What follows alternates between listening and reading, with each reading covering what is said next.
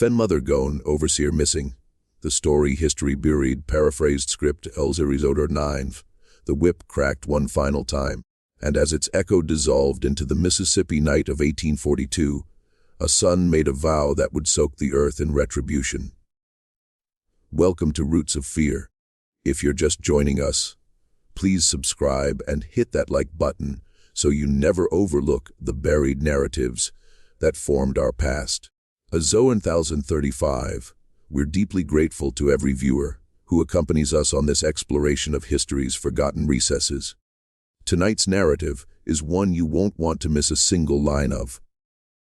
So make yourself comfortable, clear your thoughts, and pay close attention as we unfold a story of anguish, bravery, and justice conceived in shadow. The Mississippi Delta in 1842 wore two separate faces, Zo 1 and Zo 3. During daylight, it was an ocean of cotton spreading endlessly, pale fields gleaming beneath a merciless sun, while the sluggish brown river wound through the terrain like a mute observer of human agony. When darkness fell, those same fields transformed into a realm of murmurs and silhouettes, where the breeze stirred the cotton stalks like voices refusing to be silenced. Zo 126, on the Turner Plantation. The enslaved understood that nighttime belonged to dread just as daylight belonged to toil. The overseer, a stern man named Caleb Rogg, dominated the fields with a whip that cracked as frequently as summer thunder. To him, the laborers were neither men nor women, but instruments, and broken instruments could always be replaced. Zo 152, yet among those forced to stoop beneath the cotton sun resided a young man named Isaac Turner, tall, reserved, and observant, with eyes that missed nothing. Isaac had discovered early that survival demanded patience, silence, and the capacity to swallow fury like bitter medicine. His mother, Ruth Turner, had instilled that lesson when he was still a boy, small enough to hide behind her dress. As over 222, Ruth carried herself with a quiet dignity that even the overseer's brutality could never completely extinguish. During those rare, peaceful evenings, she would whisper to Isaac that a man must safeguard his soul, even when his body is shackled, because a broken spirit is a prison no key can unlock.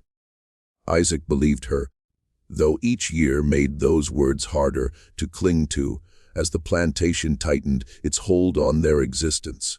Zo 251, Ruth Turner had borne more than most. Her back displayed scars that narrated tales no one dared utter aloud. Thin, pale streaks crossing her skin like a cruel chart of punishment. Still, she toiled harder than anyone in the fields, partly to shield her son, partly because she grasped the overseer's twisted reasoning. Caleb Rogg respected strength only when it served his profits. Zo 320, weakness attracted notice, and notice frequently resulted in the lash. Isaac watched his mother move through the cotton rows with unwavering resolve, her fingers swift despite the relentless labor. She spoke little during daylight, but when the sun descended and the workers retreated to their crude wooden cabins, she became a weaver of tales. She told Isaac of Africa, of ancestors who had once walked free beneath a different sky. The Zol 343, she spoke of bravery and forbearance and the conviction that justice, even if delayed, inevitably finds its way. Isaac absorbed every word carefully. Those stories became the bedrock of his spirit, though he could not yet foresee how soon he would require them. The plantation itself was governed by a distant owner who spent most of his time in New Orleans, tallying profits and attending lavish dinners. The Zo 44009, in his absence, daily authority rested entirely with Caleb Rogg. Rogg savored that power in ways that terrified everyone beneath his control. He patrolled the fields on horseback, a rifle across his saddle, the whip perpetually within reach. His temper could shift without warning, and when it did, the repercussions were swift and savage. The 4033, the enslaved workers had learned to read the subtle signals that foretold danger. The clenching of his jaw, the narrowing of his eyes when he suspected someone was moving too slowly, One humid afternoon in late summer, the tension that had long hung over the Turner plantation finally broke. The sun blazed high and pitiless, pressing down on the fields like a heavy hand.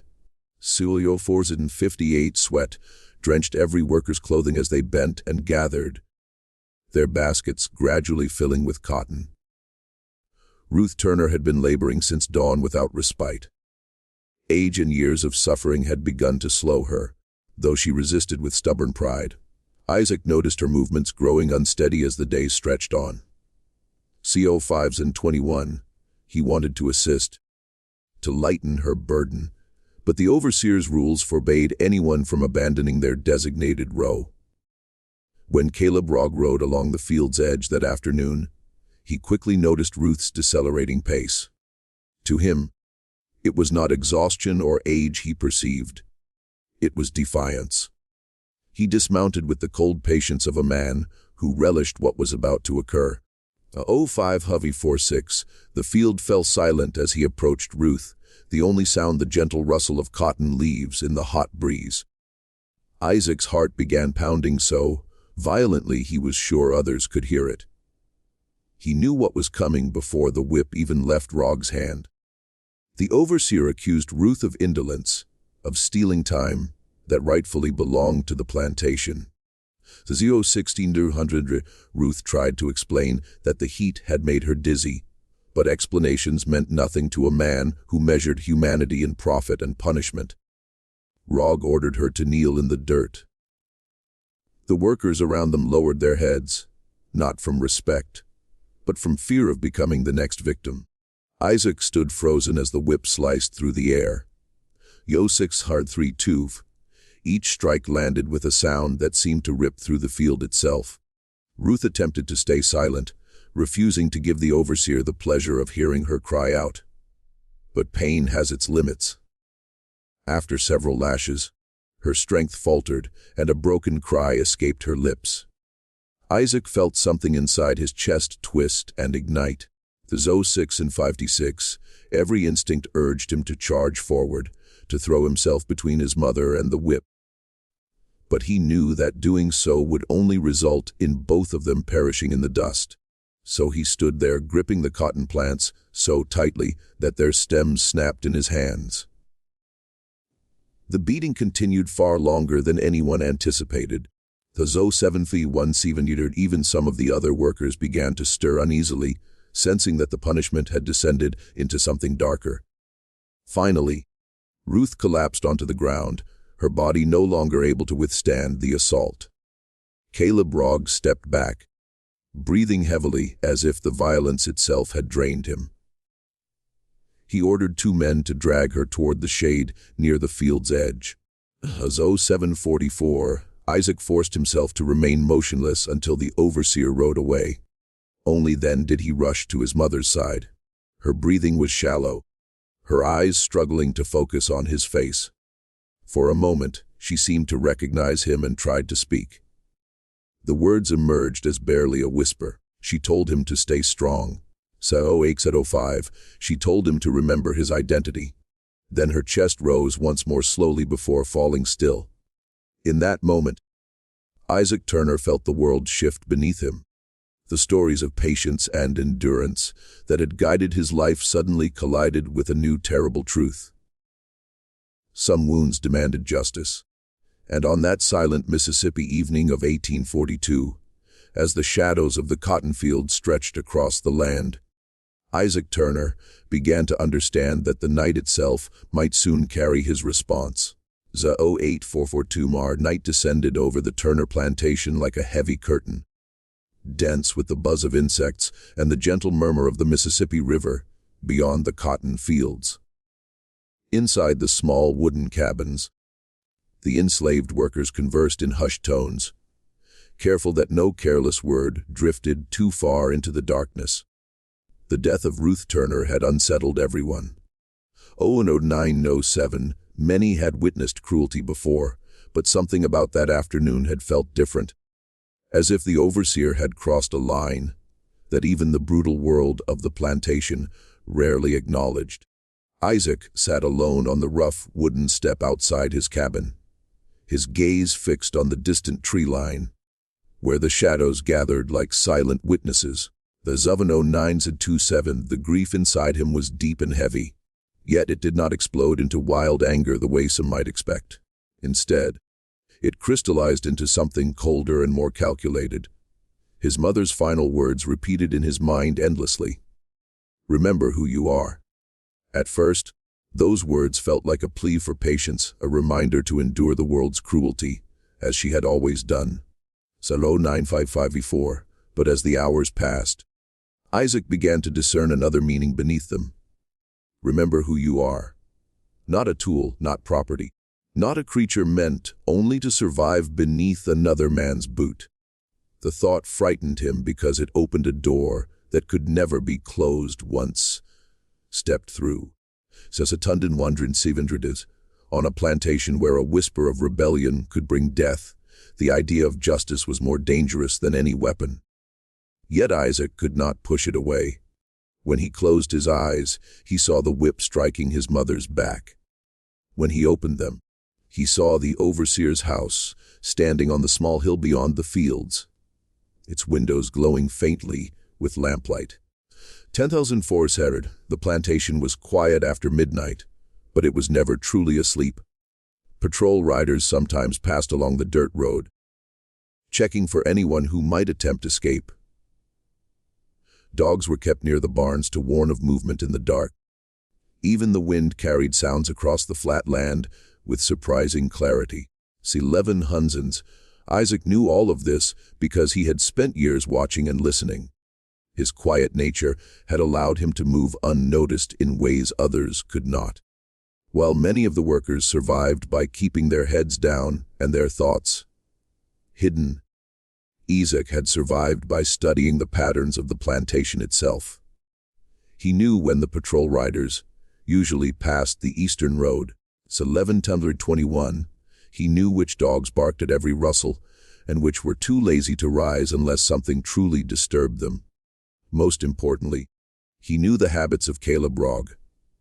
The overseer drank heavily most nights, usually beginning shortly after sunset. By the time the plantation fell into silence, he was often deep in his whiskey. 11:44.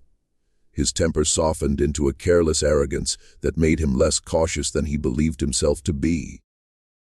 Isaac had noticed these things over the years, without truly understanding why he remembered them. Now those details gathered in his mind like pieces of a puzzle, slowly forming an image he could no longer ignore. Revenge was a dangerous thought. The 1204, yet the more he considered it, the more it felt like a path that had been quietly waiting for him all along.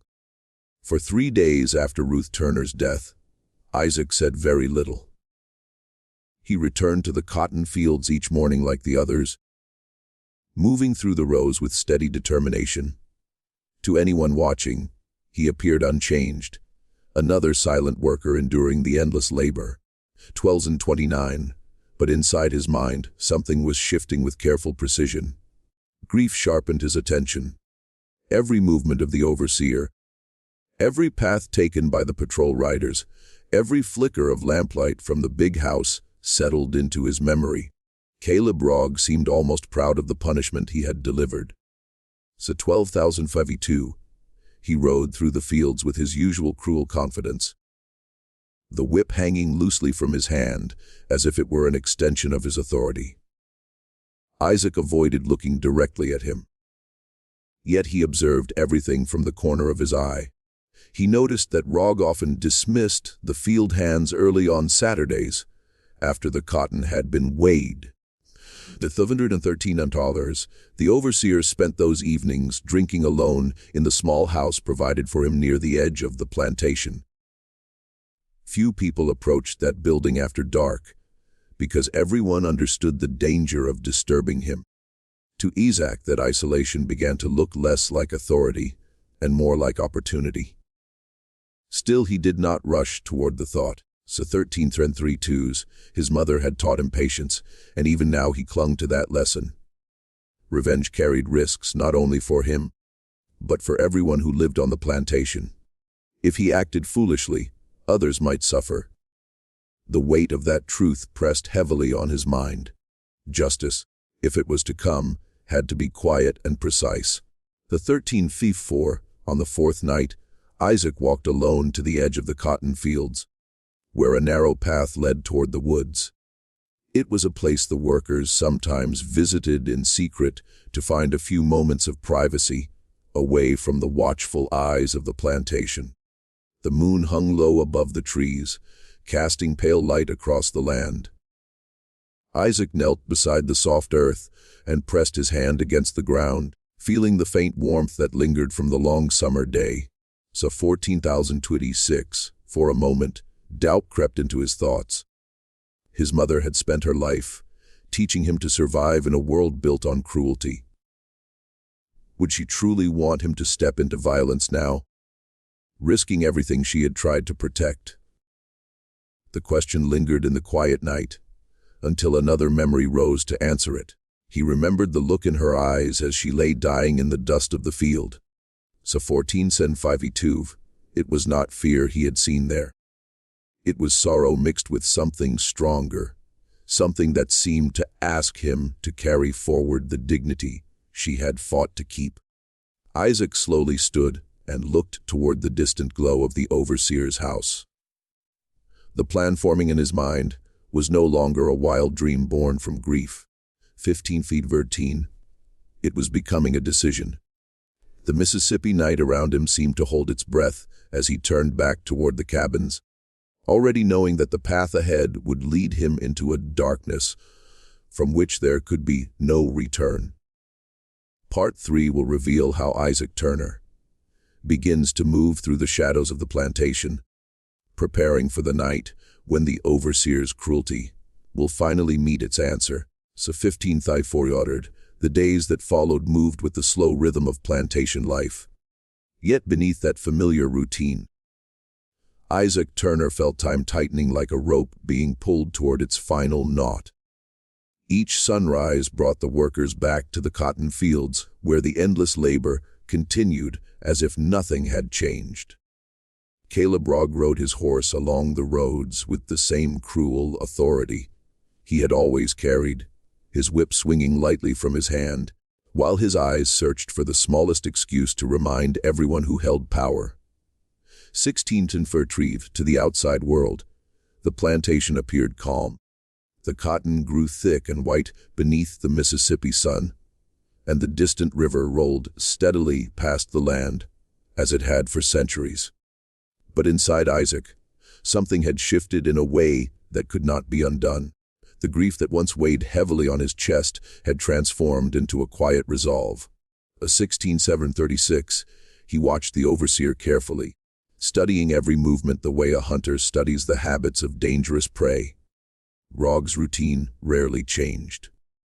In the early mornings, he inspected the fields. By afternoon, he often retreated to the shade near the weighing shed, drinking from a tin flask while barking orders at anyone who passed too slowly. 16:58, when evening came, he returned to his small house near the edge of the plantation, where the glow of lamplight soon flickered through the windows.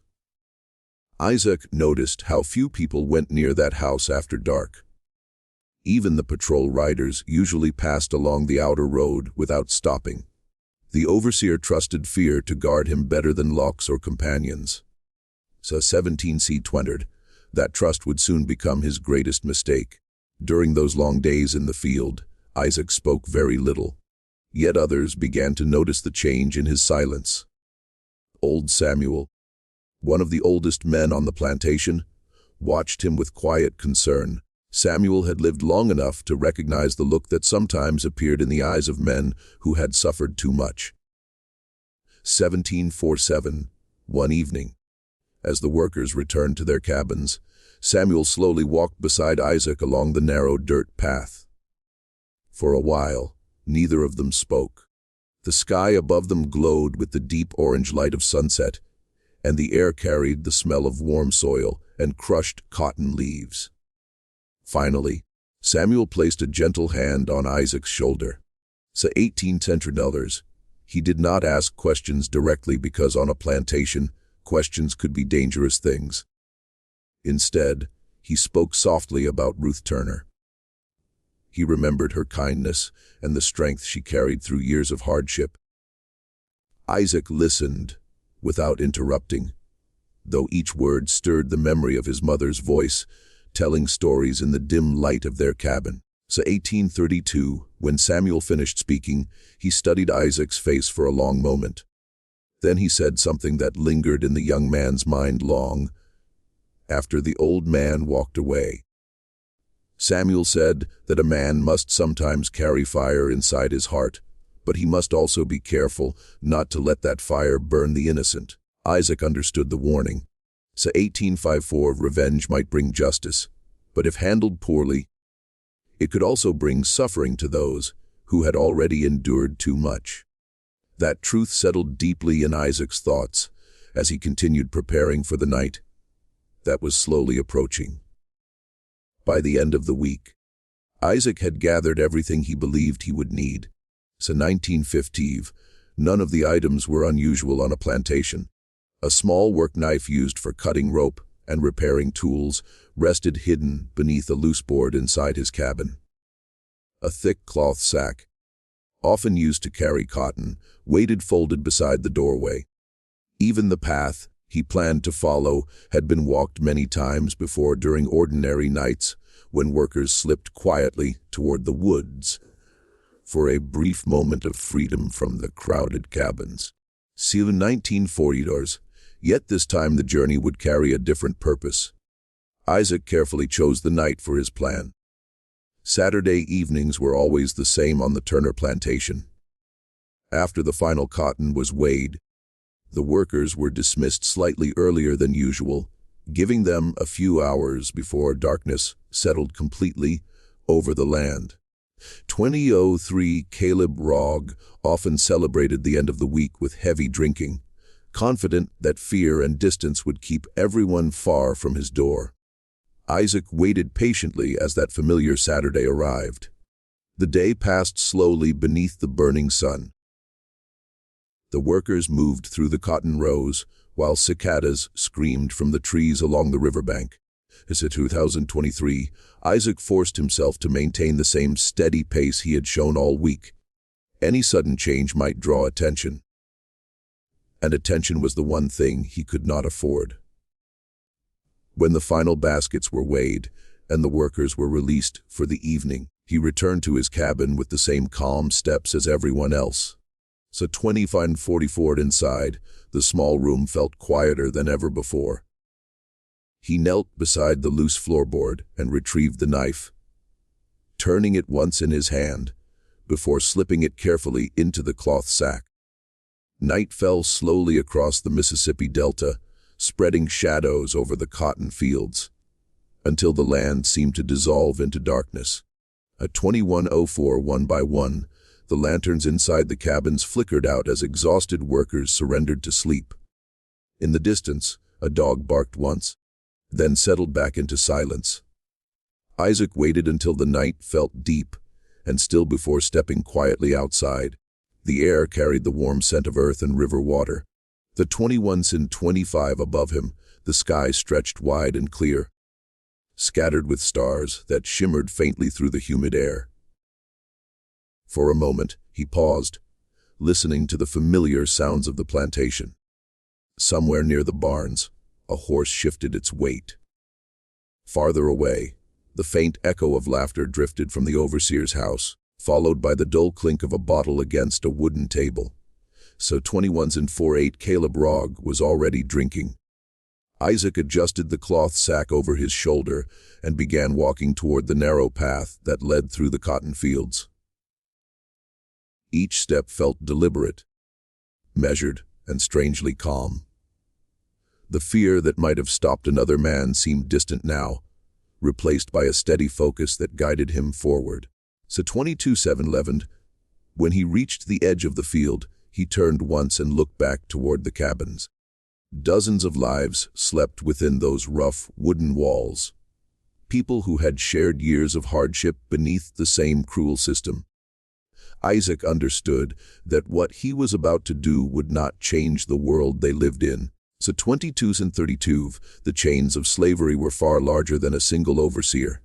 Yet sometimes justice began with one moment, one decision made in the silence of the night.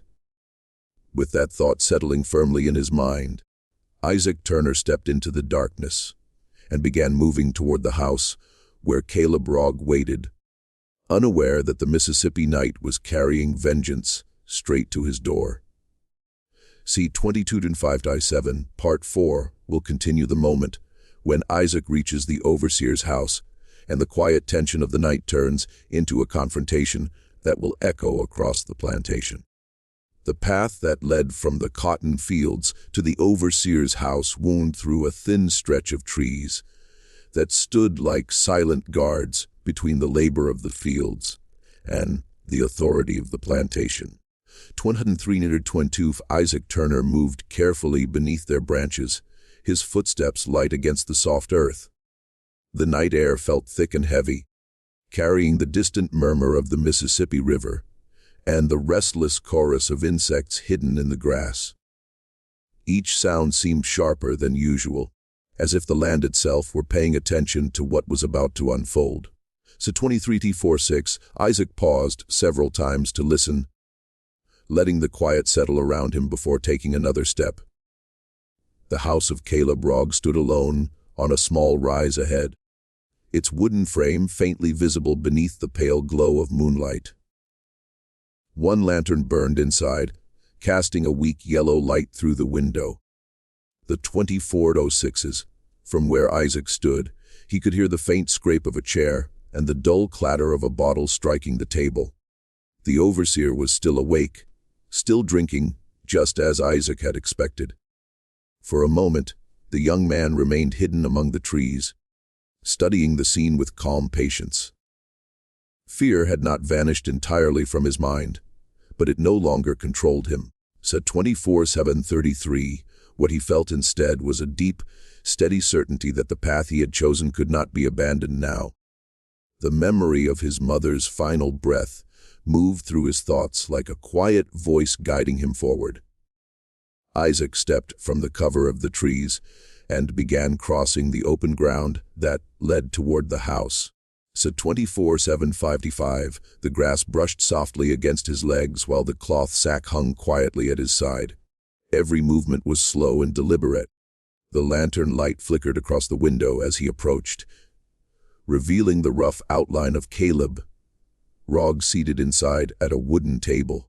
The overseer's hat lay tossed carelessly beside an empty bottle, and another half-filled bottle rested in his hand. So 25-Ewen Rogg appeared relaxed, perhaps even pleased with himself, as if the world beyond his door contained nothing capable of threatening him. Isaac stopped a few steps from the porch and listened again. The plantation behind him remained silent. No patrol riders passed along the road. No dogs barked in warning. 25-4-2, the night felt strangely still, like the moment before a storm breaks across the sky. Slowly, Isaac climbed the short wooden steps that led to the door. The boards creaked faintly beneath his weight, but the sound was swallowed by the noise of the overseer shifting his chair inside. Isaac reached for the handle and pushed the door open just enough to step through. So 26-07, the warm glow of the lantern spilled across the room, revealing Rogg seated with his back partly turned. The smell of whiskey hung heavy in the air. For several seconds, the overseer did not even notice that someone had entered his house.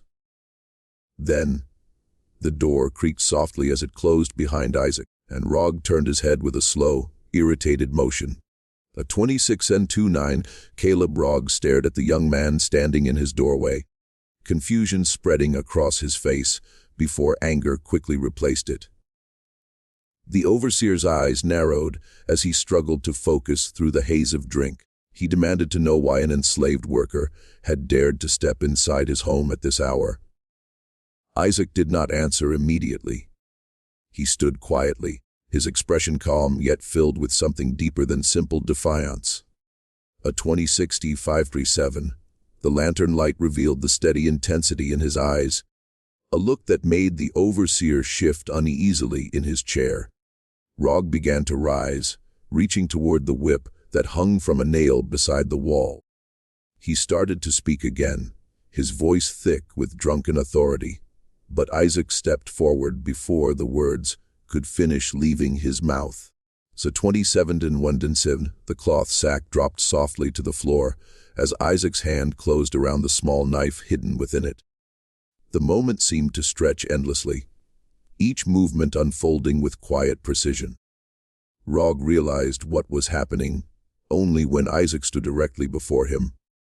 The overseer tried to reach for the whip, but the drink had slowed his reactions, and the distance between them had already vanished. So 27 Isaac spoke then, his voice low and steady. He told Rog that the woman who died in the field had a name. Her name was Ruth Turner. For a brief second, something like recognition flickered across the overseer's face, followed quickly by fear. The fear came too late. The struggle itself lasted only moments. The room filled with the sound of overturned furniture and the sharp crash of the lantern striking the table. So 29-1's Rog attempted to fight back, his strength fueled by desperation. But Isaac moved with the focused determination of a man who had carried this moment in his mind for days. When the struggle ended, the room fell silent, except for the faint crackle of the lantern flame and the heavy breathing of the young man standing beside the table. At 29-24, Caleb Rog lay motionless on the floor, his authority and cruelty finally stripped away by the same darkness he had used to rule others. Isaac remained still for several seconds, staring down at the overseer as the reality of what had happened settled slowly into his thoughts. The act had not brought the surge of triumph some might expect. So 29-49 instead, it carried a quiet weight, a mixture of sorrow and finality that seemed to echo through the small wooden room. He thought of his mother again, of the stories she had told beneath the dim lantern light of their cabin. He wondered what she might say if she could see him now. Outside, the night remained calm and silent, unaware that the balance of power on the Turner plantation had shifted in a single violent moment. A 30-1 and Stephen Isaac bent down, retrieved the cloth sack, and wiped the blade carefully before placing it back inside. Then he turned toward the door and stepped once more into the Mississippi night. Behind him, the lantern flickered uncertainly, casting long shadows across the walls, as if the house itself were struggling to understand the justice that had just been delivered. As a 30-142, Part 5 will reveal how the plantation awakens to the shocking discovery of the overseer's death, and how Isaac Turner's actions begin to ripple through the lives of everyone who lived under that brutal system. Dawn crept slowly across the Mississippi Delta the next morning, spreading pale light over the endless cotton fields. As if nothing unusual had happened during the night, a 31-04's, the river rolled quietly in the distance, and a thin layer of mist drifted above the low ground near the water. On most mornings, the plantation awakened to the same familiar rhythm. Roosters crowed near the barns. Horses shifted restlessly in their stalls, and the workers emerged from their cabins with tired eyes as another day of labor waited for them. So 30-125 yet on this morning, something felt different even before anyone spoke a word. A strange stillness hung over the land, the kind of silence that arrives before people understand the reason for their unease. Isaac Turner stepped out of his cabin with the others, his face calm and unreadable. So 31,044, he had slept very little, though his body showed no sign of the long night behind him. The sky above the plantation glowed with the soft colors of early sunrise, while the cabin slowly filled with the quiet murmurs of waking voices. For several minutes, everything appeared normal. Then a single shout broke through the morning air from the direction of the overseer's house. The 32-07, The cry carried across the fields with such sudden force that every head turned towards the small hill where Caleb Rogg had lived. Within moments, the stillness shattered as frightened whispers began spreading from one worker to another. The discovery had been made by a young stable hand sent to deliver fresh water to the overseer before the day's work began. At 32:29, when the boy pushed open the door of the house, he expected to find Rogg asleep beside an empty bottle, just as he had many times before. Instead, he found the room in disarray. Furniture overturned, and the lantern still burning weakly beside the wall. The overseer lay motionless on the floor, his authority gone forever. At 32:55, the boy ran from the house in terror, shouting for anyone who could hear him. Soon, several of the plantation hands gathered near the hill, though none dared step inside the building. Word spread quickly across the land. By the time the plantation owner arrived from the main house, drawn by the commotion, dozens of workers had already heard the news. Caleb Rogg was dead. So 33:31 fathers, the man who had ruled the fields with cruelty and fear had been silenced during the night. Confusion filled the air as the owner demanded answers that no one could provide. Some believed an escaped worker from another plantation might have passed through the area. Others whispered that perhaps a thief had come looking for money and found more trouble than expected. So 33:37, the owner ordered several men to search the surrounding woods while sending another rider toward the nearest town to summon the local sheriff. Throughout the growing chaos, Isaac remained quietly among the other workers, his expression unchanged as he listened to the spreading rumors. Inside his mind, Isaac felt a mixture of emotions that were difficult even for him to understand. The 34 hazarders, the moment he had imagined so many times, had passed, leaving behind a silence that seemed heavier than the anger that once filled him. He did not regret what he had done. When he closed his eyes, he could still see his mother lying in the dust of the cotton field, her breath fading beneath the brutal punishment she never deserved. So 3420, the overseer had chosen cruelty again and again, believing his power placed him beyond consequence. Isaac had simply delivered the answer that no one else could give. Yet, he also understood the danger that now surrounded him. The plantation owner would not accept the mystery of Rogg's death without searching for someone to blame. At 3400, patrol riders would question the workers. The sheriff would arrive with the cold determination of the law, a law that never favored men like Isaac Turner. For now his safety depended on the same quiet patience that had guided him through the days of preparation. He kept his voice calm when others spoke around him. He nodded when the owner barked orders for everyone to return to their tasks while the search continued. So 35,003s, the cotton fields slowly filled again with the movement of workers bending beneath the rising sun, though the usual rhythm of labor carried a new undercurrent of tension. Every whispered conversation circled back to the same question: who had killed Caleb Rogg? As the morning stretched toward midday, the plantation owner grew increasingly frustrated. The 35:27, the search of the nearby woods revealed nothing. No footprints, no broken branches, no sign that a stranger had entered or left the plantation during the night. The sheriff eventually arrived on horseback with 2 deputies, their faces stern as they inspected the small house on the hill. They questioned several workers individually, hoping someone might have heard or seen something unusual. The 35:51, most could offer only the truth that the night had been quiet.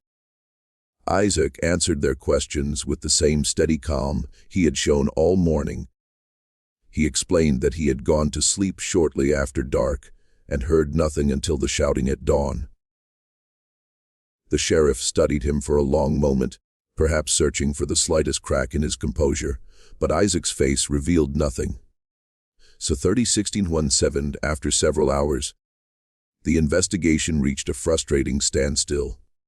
The sheriff finally admitted that without witnesses or evidence, the truth might remain hidden. Caleb Rogg, a man feared by nearly everyone on the plantation, had met his end in the silence of the Mississippi night.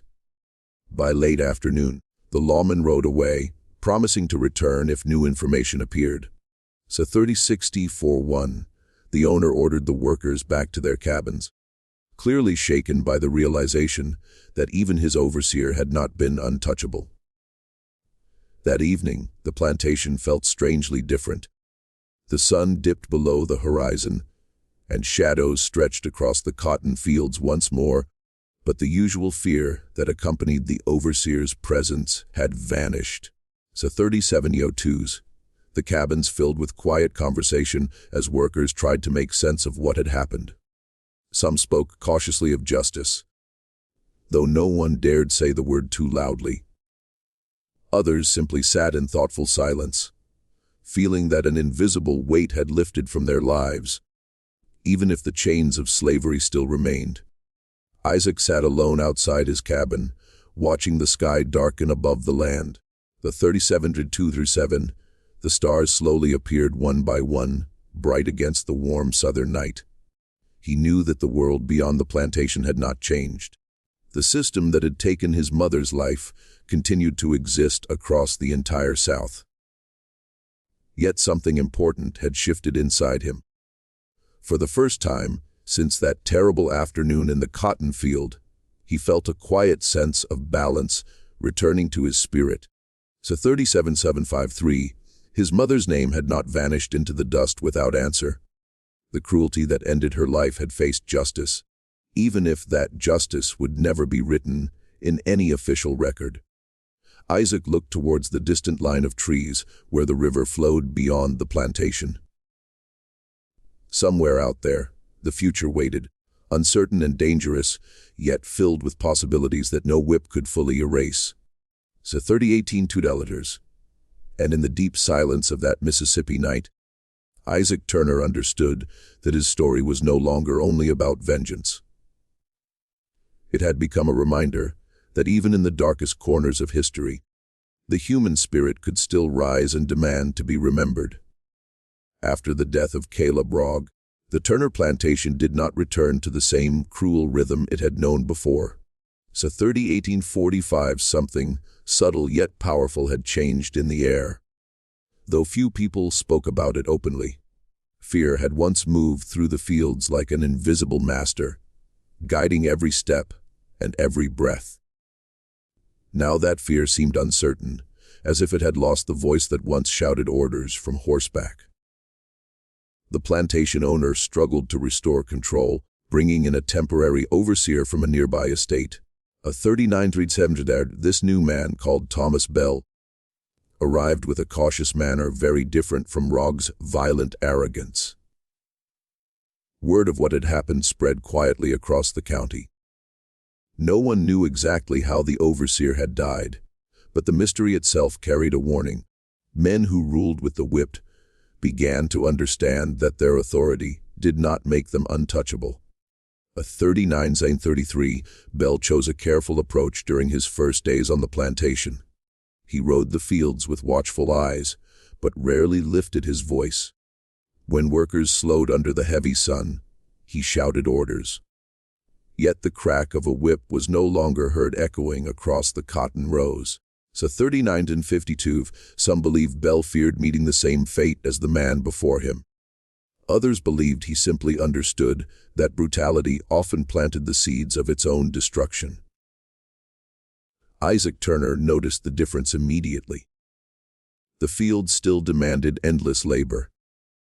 Yet the air no longer carried the same sharp edge of terror that had once followed every movement of Caleb Rogg. So 40 new Sluyuathan among the workers, the story of the mysterious night began to grow in quiet whispers. No one claimed to know the truth, yet many carried their own private guesses. Old Samuel sat outside the cabins in the evening light, listening carefully to the conversations that drifted through the warm Mississippi air. The 49:35, more than once his thoughtful eyes rested briefly on Isaac before turning away again. Samuel never asked questions. Instead, he continued sharing the kind of quiet wisdom that helped many younger workers survive difficult years. One evening, he spoke about justice in a way that caught everyone's attention. He said that sometimes history moved slowly, like the Mississippi River, carving its path through the land one patient year at a time. So 4103, but other times, history changed in a single moment, when someone decided that enough suffering had already passed. The workers listened in thoughtful silence. No one mentioned Caleb Rogg's name, yet everyone understood the meaning hidden beneath Samuel's words. Isaac remained seated near the doorway of his cabin, watching the fireflies drift above the dark grass while the old man spoke. A 4127 inside his chest, he felt a quiet mixture of pride and sadness. The vengeance he had carried out would never appear in books or official records. Yet within the memory of the people who lived there, the truth would continue to move quietly from one voice to another. As the months passed, the plantation entered a strange period of uneasy calm. The 41s and 49, the cotton harvest continued beneath the same relentless sun, and the workers still faced the harsh reality of bondage that controlled their lives. Yet the shadow that once followed the overseer's footsteps had vanished.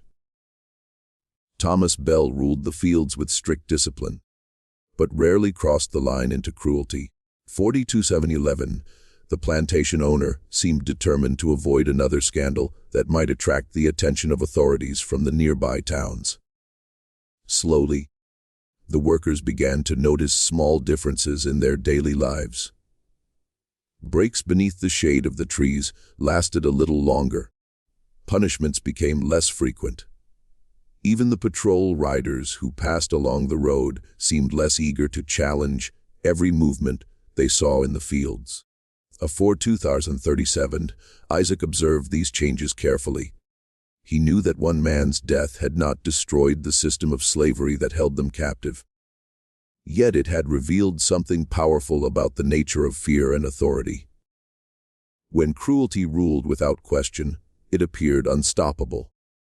But when someone challenged that cruelty, even in secret, the illusion of absolute power began to crack. 4304, the story of the mysterious night traveled quietly beyond the plantation, carried by wagon drivers, traders, and farmhands who passed through the region. With every retelling, the legend grew slightly larger until some spoke of a ghost-like avenger who punished wicked overseers beneath the cover of darkness. Isaac himself never corrected those stories. A 4329, he allowed the rumors to move through the countryside like drifting smoke. The truth belonged to him alone, along with the memory of his mother's final words. Sometimes he walked to the edge of the cotton fields at sunset and watched the river reflecting the fading light of the sky. In those quiet moments, he thought about the life Ruth Turner might have lived if the world had been different. So 43:755, he imagined her laughter echoing through a home where no whip could ever reach her. Though those dreams could never come true, they strengthened his determination to carry her memory forward. Every act of quiet resistance, every moment of dignity shown by the workers in the fields felt like a small victory against the cruelty that had taken her life. Eels 4449. Isaac understood that his own path would continue beneath the shadow of danger. If the truth of that night were ever discovered, the consequences would be swift and unforgiving. Yet, he also knew that the act had changed him forever. He was no longer simply a man struggling to endure the world placed upon his shoulders. He had become a reminder, the 4441, that even in the darkest chapters of history, the human spirit could rise and answer injustice with courage. Part 7 will bring the final reflection on Isaac Turner's legacy and the lessons that stories like his leave for future generations. Years passed across the Mississippi Delta. the way seasons always do, quietly and steadily, carrying the lives of countless people forward, whether they wished it or not. So 45,500 others, the cotton fields continued to stretch across the land, glowing white beneath the sun each harvest season, while the slow river rolled beside them like a witness to every story written in that soil. On the Turner Plantation, the memory of Caleb Rogg's death slowly faded from open conversation. Yet, it never completely disappeared. 45533 stories have a way of surviving in whispers long after the people involved are gone. New workers arrived, some born into the system, others brought from distant places, and with time they began hearing the quiet legend about a night when justice walked silently across the fields. No one could say exactly who had done it. So 4500 fee 6, some believed the overseer had enemies beyond the plantation.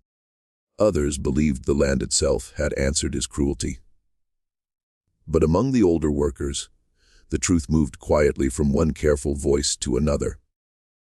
Old Samuel continued sharing his wisdom beneath the evening sky, until age finally carried him beyond the hardships of the world he had endured. Full 7 before his final days, he once told a small circle of listeners that justice sometimes travels through human hands when the world refuses to deliver it on its own. Isaac Turner heard those words from a distance and understood the weight behind them. For Isaac himself, life remained a careful balance between survival and quiet purpose. The 460-41, he continued working the fields like everyone else, rising before sunrise and returning to his cabin when darkness settled over the land. The years carved new lines into his face, yet his steady eyes still carried the same watchful awareness that had guided him through the night of vengeance long ago. A 4702s, inside his heart he carried the memory of Ruth Turner, as clearly as the day she had whispered her final words. Her lessons about dignity and spirit never faded. In fact, those lessons seemed even stronger after everything that had happened. Isaac began quietly sharing her stories with younger workers who gathered outside the cabins after long days of labor. A 4725, he spoke about courage, patience, and the importance of remembering who they were even when the world tried to erase that truth. He never mentioned the events of the night when Caleb Rogg died. That part of the story remained his alone, held in silence like a flame that did not need to be seen to keep burning. It was 477455 the year, yet the spirit behind that act shaped every word he spoke to those who listened. Beyond the plantation, the winds of change were beginning to stir across the nation. Tensions between free states and slave states grew louder with each passing year. Newspapers carried stories of heated debates, escaped slaves finding refuge in northern cities, and voices rising against the system that had ruled the South for generations.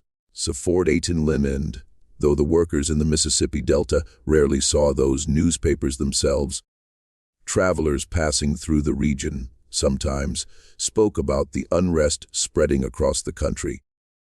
Isaac listened carefully whenever such stories reached the plantation. He did not know exactly what the future would bring, so 41830s, but he sensed that the world around him was slowly shifting. The same courage that had guided him through his darkest moment might one day be needed again in ways he could not yet imagine. When he stood beside the cotton rows beneath the wide southern sky, he often thought about the generations who had suffered before him and the generations who would come after.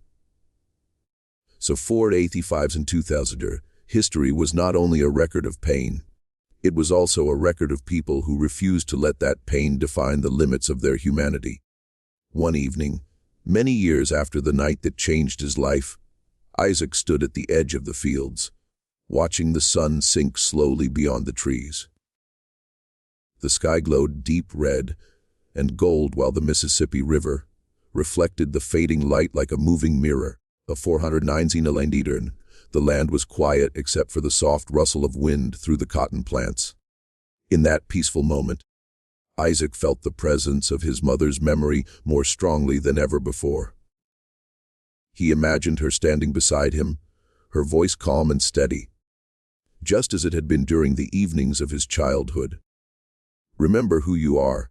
A 49-44, those words had once sounded like simple advice meant to help a young boy survive a cruel world. Now he understood that they carried something far greater. They were a reminder that even when history presses its heaviest weight upon people, the human spirit still holds the power to choose dignity, courage, and justice. Isaac Turner turned his eyes toward the horizon, where the river disappeared into the distance. 57-3, somewhere beyond that line, the future waited, shaped by countless stories like his. Stories of quiet resistance that refused to be erased. And as the last light of day faded over the Mississippi Delta, the legend of the Night of Vengeance of 1842 continued to live on, carried not in books or monuments, but in the enduring memory of those who understood that justice sometimes begins with one brave soul refusing to let cruelty have the final word. So 50 thank you for watching Roots of Fear. If this story moved you, remember to subscribe and like the channel so more hidden stories from the past can be told. And always remember that history is not only about kings and battles. It is also about ordinary people whose courage changed the course of their world in ways that still echo today.